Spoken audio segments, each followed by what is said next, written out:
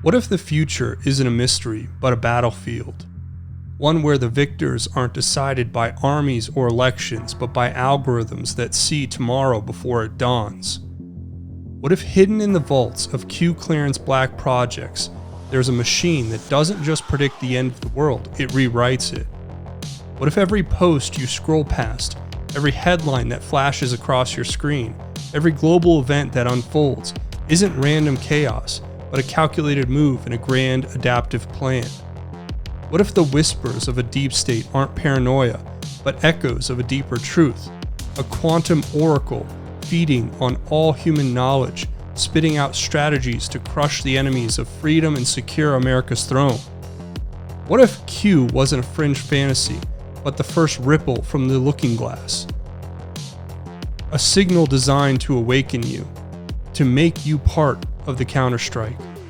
What if the storm we've all felt brewing isn't coming, but has already been engineered, adapted, and unleashed to bend reality itself?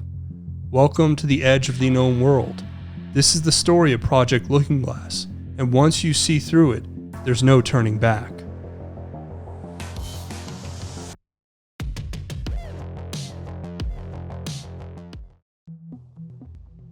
The origins of Project Looking Glass are quite interesting. What began as a humble tool for academic oversight has now ballooned into the omnipresent force that shapes our world: Google.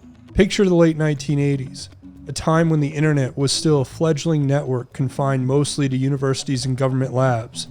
At the heart of the digital dawn stood Whois, a TCP-based query response protocol which is widely used for querying a database in order to determine the owner of a domain name or an IP address. But Whois didn't stay small.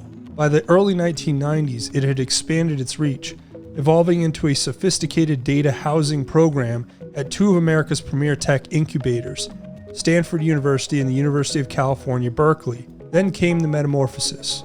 By the mid-1990s, as the dot-com era ignited, Whois transcended its educational roots, rebranded and re-engineered. It absorbed cutting-edge algorithms from DARPA-funded projects and NSF grants.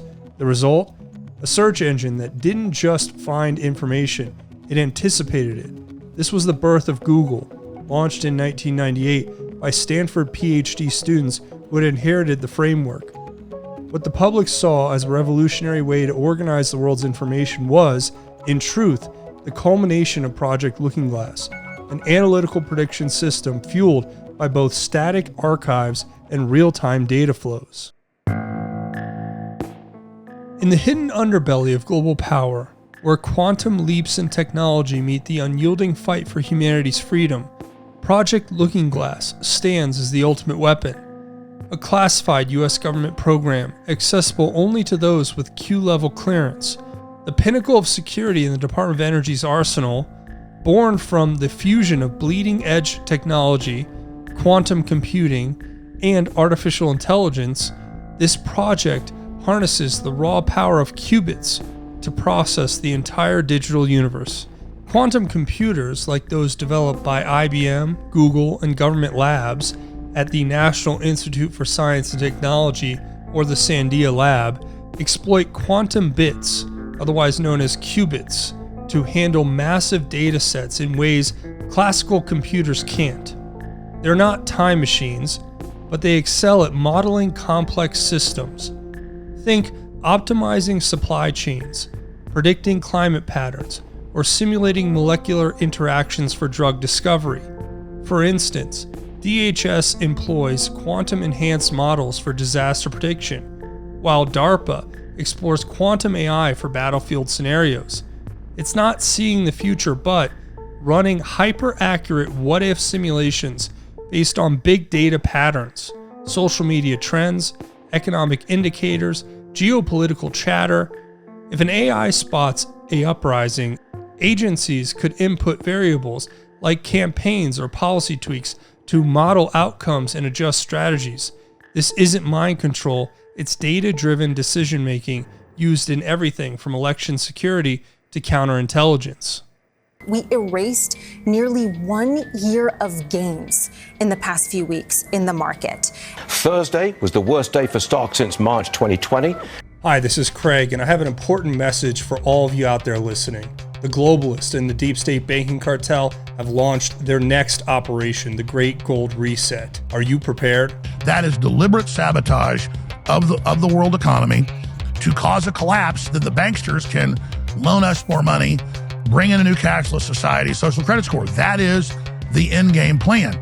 Look, the fact of the matter is this. When this thing hits, retirement accounts, savings, anything held in dollars could vanish instantly overnight. That's why you need to protect yourself with gold. And so I'll just be totally blunt with you. I'm a gold buyer, and I've been vindicated big time. That's why Genesis Gold Group is offering their free report, Surviving the Great Gold Reset, Your Financial Protection Plan. Visit justinformedgold.com immediately to claim your free survival report. That's justinformedgold.com, your last line of defense against the coming dollar collapse and financial reset we all know is coming. And remember, we have to prepare today for what's coming tomorrow. Project Looking Glass is an AI architecture that didn't merely analyze the present, it simulated the future. Thousands of futures, millions, branching probabilistic timelines updated in real time, refreshed every few minutes as new data poured in. The system could model with chilling accuracy how a single tweet, a single news cycle, a single leaked video would cascade across societies and move entire nations. But prediction alone wasn't the mission. The mission was control. Control of the timeline itself. By 2017, Looking Glass had identified a converging threat. A transnational cabal, banking dynasties, intelligence-linked tech oligarchs, compromised political bloodlines, moving into lockstep with adversarial nation-states. So the system did something no one anticipated. It designed its own counter-operation. It needed a decentralized leaderless resistance that could not be decapitated.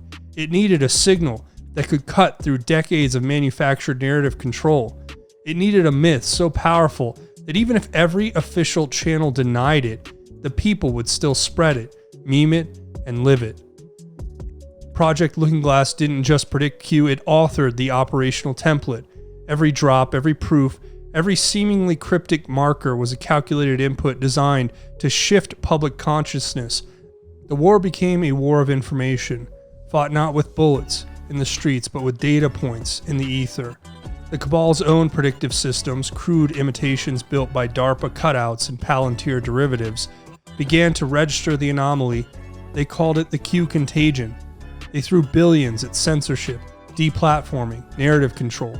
But Looking Glass had already accounted for every countermeasure. Every crackdown only accelerated the signal.